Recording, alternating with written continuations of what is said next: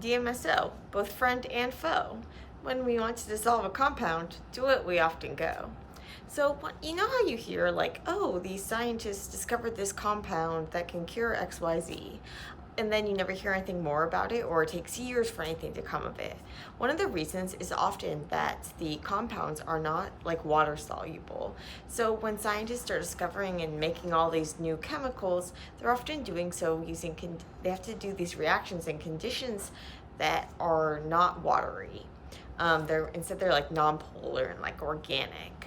But our cells are all watery and stuff. And so if you want to get something into cells, and if you want to get something like to work with the biochemical like environments, then you're going to have to change either the molecule or, well, what you're using to put the molecule, use something to help get the molecule in, because these molecules are going to be used to and soluble in this like nonpolar solvents and things like that, and not in the water.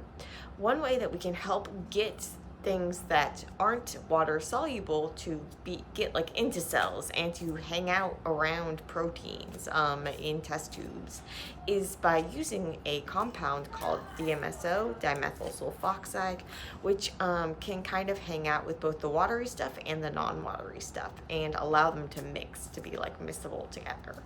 And so this is why we use DMSO a lot, and often it's used in these like initial drug screens because a lot of compounds are soluble in it, and it can get into cells, so it can take those compounds into cells, so it commonly serves as a carrier. And so here's how it does it, as well as some like things to know about it, some reasons why like it is or isn't good for various things, how it can, you want to keep the concentrations of it low because it can cause problems. And so that's why then scientists are trying to figure out, okay, how do we make this compound? We can use DMSO to figure out what this compound's doing, discover that this compound has some cool properties. But then if we actually want to get this compound into something that maybe could be a drug or something, then we're going to have to alter this compound so we don't have to rely on the DMSO, but the DMSO is letting us get that initial information. It can also allow us to use compounds that are really, really useful in the lab, use them in the lab even if we're not like worried about making them into a drug in the future. We can still have them be really useful, and DMSO is going to allow us to use that. So here's how it works. So DMSO, or dimethyl sulfoxide, kind of serves as a bridge between the world of like organic chemistry and where people tinkering away to make these compounds, and then the like biochemistry and cellular biology and medicine and things like this, where we're actually getting those compounds to see how they interact with biological molecules. And so DMSO is kind of able to hang out with both those types of things. And so it allows them to come together. And then often you have to do more optimization because DMSO can also have harmful effects on biological molecules. So you don't want to go too high of a percent. And so there's a lot of optimization to try to like lower how much DMSO you need, which is going to depend on how like polar or non-polar the compound is. So we often think about like polar and non-polar. We sometimes like think in terms of like organicness. So basically, it's really like a spectrum. So when we talk about an organic molecule, we're typically talking about something that is a hydrocarbon-based molecule. So it has a backbone that's based of like carbons and hydrogens. This is kind of like a blah backbone. You can think of it kind of like the skeleton or the backbone upon which like you have various functional groups. So the things that are like more interesting. So if you like swap out that hydrogen with something more interesting, something that can form more interactions, do participate in more reactions, things like that. And so when substitute, say, instead of a hydrogen, you have a hydroxyl group, so you have an OH. Well, now this can form different interactions. This oxygen can have a partly negative charge because it's pulling away. This can protonate. So there's various things that this can do that just like a simple hydrogen wouldn't. Speaking of the oxygen pulling things away, what happens is that makes the molecule partly polar. So when we talk about how these molecules are built up, each of these is built up of these subatomic particles. We have protons, neutrons, and electrons. Sorry, I'm trying to find my slide. Okay. And so basically how it works is that even if a molecule is neutral overall, it can have partly positive regions and partly negative regions. When you have this separation of charge, either partial charge or full charges, we call a molecule polar. As long as they're not like canceling each other out. It's technical, but the bonds are polar if the separation of charge between them. A key example of this is water. So when we talk about water, the oxygens are highly what we call electronegative. So the oxygens and the hydrogens are bound together by sharing pairs of electrons. When they share these electrons, the oxygen is going to be hugging them. And because these electrons are partly negative, this is going to, or because these electrons are negative, this is going to cause the oxygen to be partly negative, and these hydrogens are going to be partly positive. And this molecule is neutral overall, but it's polar. It has its partly positive regions, its partly negative regions. And as an effect, the water molecules are really clingy to one another because their partial positives hang out with their partial negatives, and vice versa. Water will also let into its network things that have partial or full charges. And so we call these things hydrophilic. If, however, things don't have those, if things are what we call nonpolar, so they have just like an even distribution of their electrons, then these things aren't going to offer the water anything. And so the water is just going to hang out with other water molecules and exclude those things. So we call those things hydrophobic, those things that are excluded by water. What happens is water kind of like clinches around them and forces those things together. When those things are forced together, it's not that they can still form some interactions, even though they don't have those like charges. You can get kind of just like temporary charges, things like van der Waals interactions, where basically because these electrons are like moving randomly about and they're all like whirling about. If more happen to be in one area than another, even just like temporarily, that can kind of set off a chain reaction because they're going to then repel the electrons nearby because like charges repel, and then you get this effect where these molecules are kind of like distributing their charge differently temporarily, so you get these hydrophobic interactions. So hydrophobic things are able to kind of blob together when they're excluded by the water, and then they're able to form interactions with one another. Often what happens is that if you have a molecule that is nonpolar and you stick it in a water-based solution, those things are going to not be soluble. Those things are going to be clustered together. They're going to precipitate. There's various terms that we can use to describe whether or not something is actually going to be dissolved in water. So in order to get something to dissolve in water, we need to get it so that it has parts that the water will allow into its network. But if we have a molecule, and that molecule is like an organic molecule, so it's hydrocarbon-based, but it's like, when we talk about organic, we're often referring to being like hydrophobic. Even organic molecules, though, aren't necessarily hydrophobic. And so like basically everything in our body, pretty much except for all the minerals and stuff in the water, is organic because it's based on a hydrocarbon, but it has a bunch of different functional groups.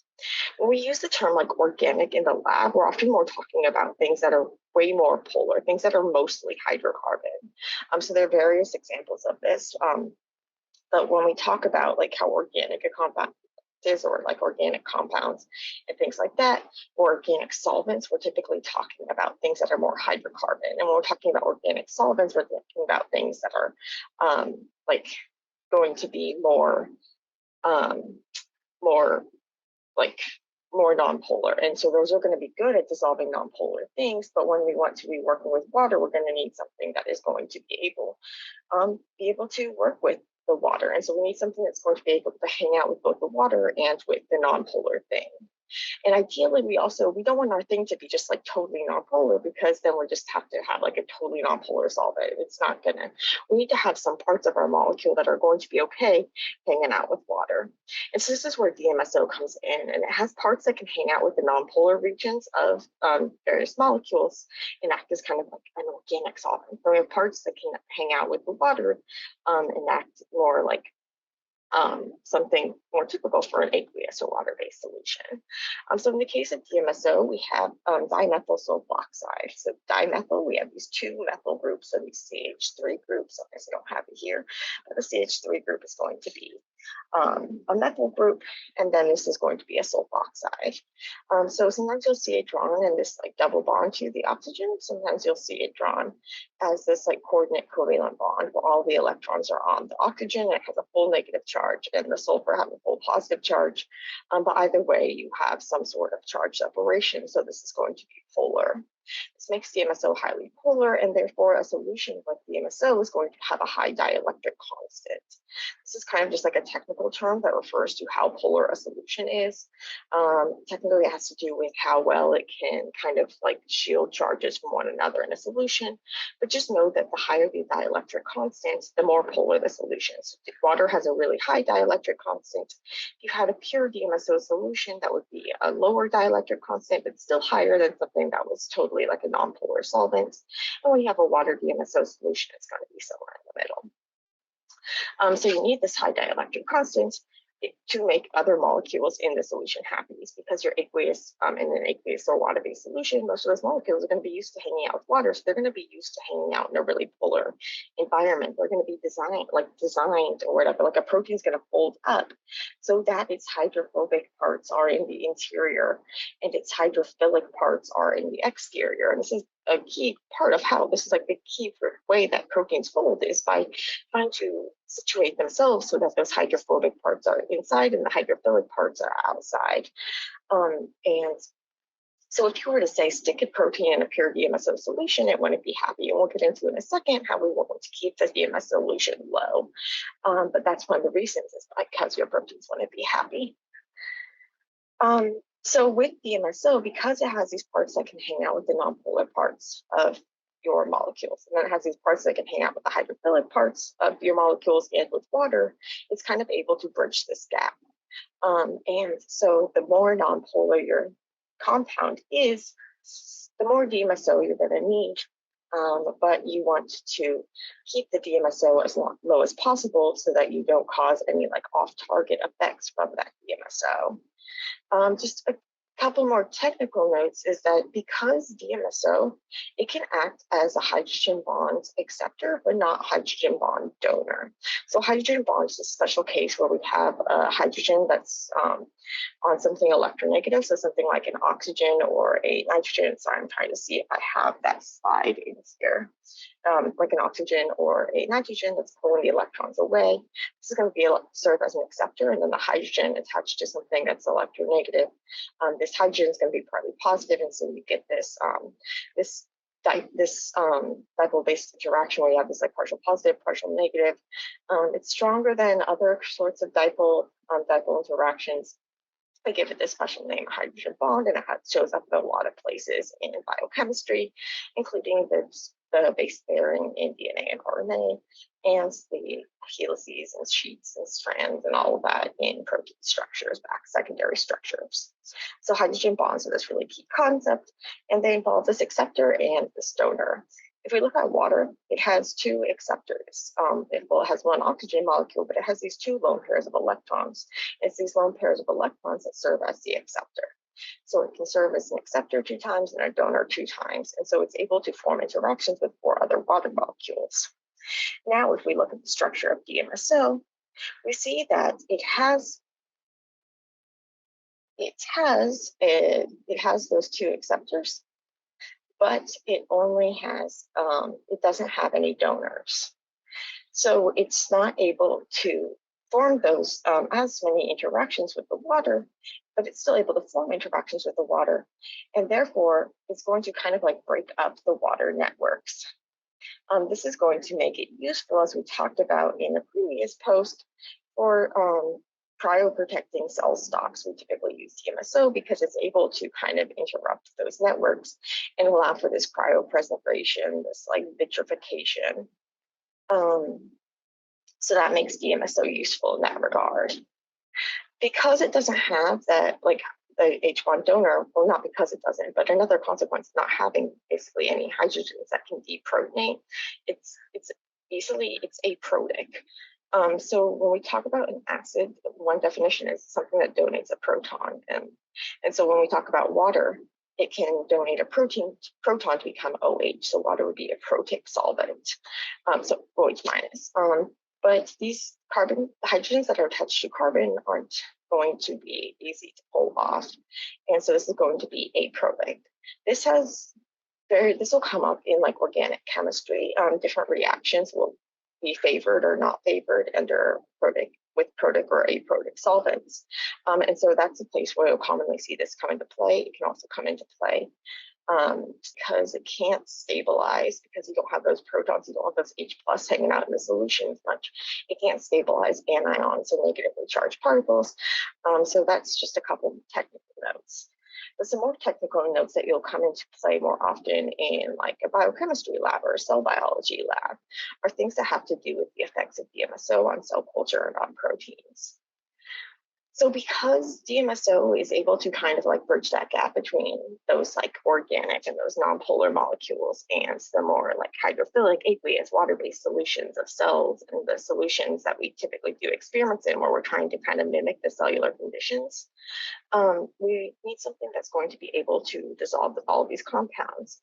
Or a lot of times there's like high throughput screens. They're using like robots to test a variety of different compounds. And these compounds will have different amounts of like polarness.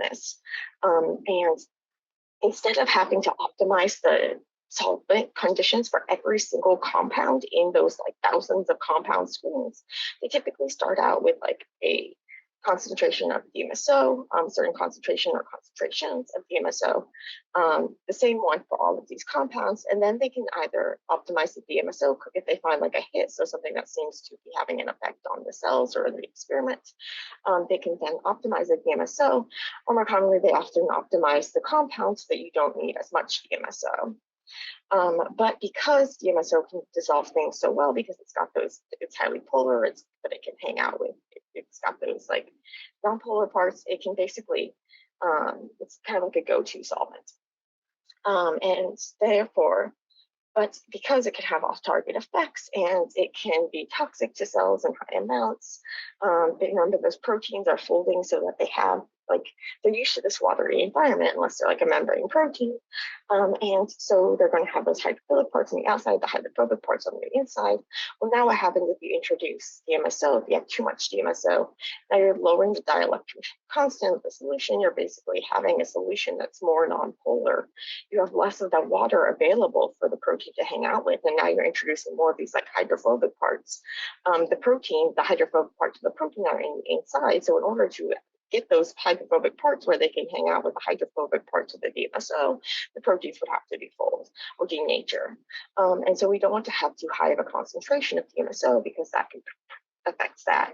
And it can also affect other cellular things that you would deal with in a cell culture conditions.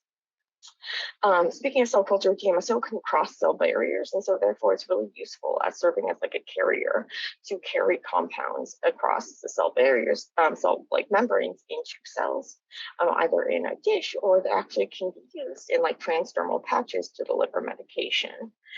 Because though it's kind of able to deliver whatever, for the most part, you want to be careful when you're using it and working with like compounds that you don't like have the compound and like injure yourself. And so you have to be careful with like loving and stuff like that when you're working with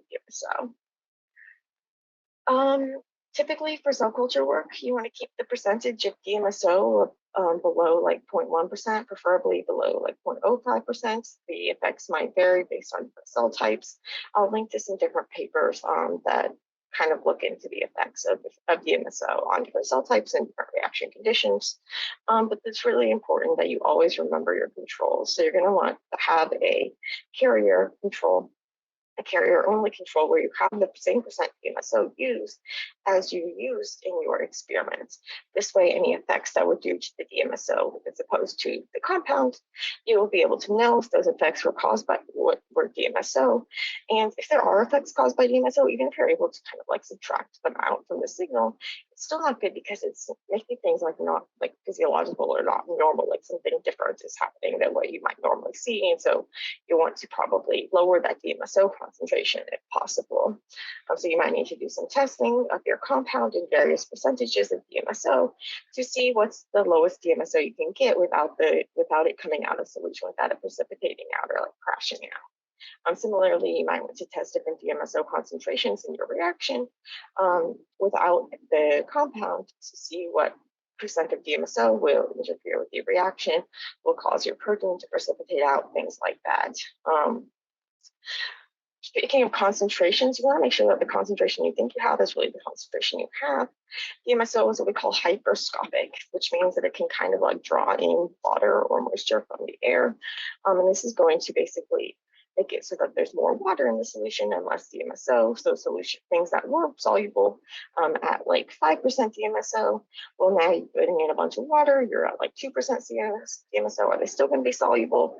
No, so they're going to like crash out. Also, DMSO has a higher freezing point than just like pure water. So like brief thaw cycles can also mess with solubility, etc. And again, I'll post to some references for those things. So hope that helps you understand why we use DMSO a lot in the lab, but also why we kind of hate DMSO in the lab and try to keep as little as it is possible in usage. But it's a good starting point. And a lot of the problems with like drug discovery and stuff like that, or the optimization, actually taking one of those hits and making it into something that could be used as a drug, is trying to get it so that it's actually soluble without the DMSO, because we don't want to be like just like drugs. Like when we're delivering the drugs, we want them to be delivered without actually having to use DMSO. So we want to make them like biocompatible and soluble and all of that good stuff, which could be a big hassle because the DMSO was helping get those compounds into the cells, and now you have to figure out how to get them into the cells without the DMSO. So that's just like one of the reasons why if you hear something about like, oh, these researchers discovered this compound that could cure blah, blah, blah, it's a long road to actually getting that compound into something that could be used. And then you have to test it and all those various things, which is one of the reasons why it's this really long process. So hope that helps you understand things. And yeah.